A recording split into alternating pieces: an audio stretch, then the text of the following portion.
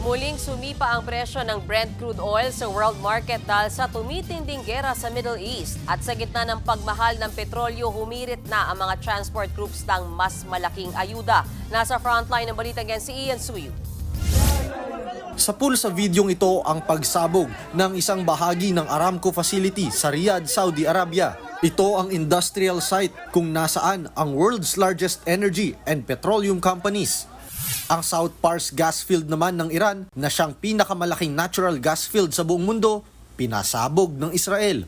Kaya ang Iran, binomba ang Ras Laffan ng Qatar, ang isa sa pinaka-importanteng energy hub sa buong mundo. Ang epekto ng mga yan, sumipa na sa $114 o higit 6,800 pesos ang presyo ng kada bariles ng Brent crude. Ito ang basehan ng presyo ng langis sa world market. Posible pa yang tumaas kung titindi pa ang giyera sa Middle East. Kung magkaganon, sisirit naman ang presyo ng petrolyo sa atin. Panibagong aray ulit yan sa transport sector.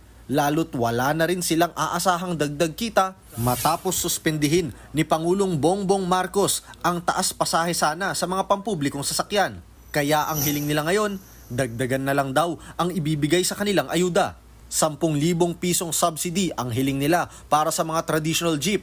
Ang modern jeepney naman, nasa 15,000 pesos na subsidy ang tingin nila ay makakatulong para sa kanila. Ang dati raw kasing 1,500 na gastos para sa gas per unit, halos naging 3,000 pesos na. Bukod pa raw dyan ang ibang operational expenses.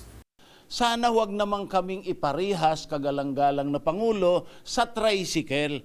Huwag naman kaming bigyan ng 5,000 na para bang lollipop na pag umiyak yung bata, bigyan mo ng lollipop, tumigil na po. Talagang hirap na hirap po kami kasi meron kaming mga monthly amortization na kailangan bayaran sa bangko. Kung hindi raw sila mapagbibigyan, posible rin daw silang magsagawa ng malawakang tigil pasada sa susunod na linggo. Bukod naman sa dagdag ayuda, hiniling din ng mga grupo sa LTO na suspindihin na rin ang penalties sa mga violation ng mga tsuper. Sagot naman dyan ng LTO, na hindi kasi po pwede yung gano'n na masuspend natin kasi mas lalong malaking gulo ang mangyayari. Oo. So basta sabi ko, i-remind lang yung kanilang mga miyembro na sumunod lang sa mga batas trapiko.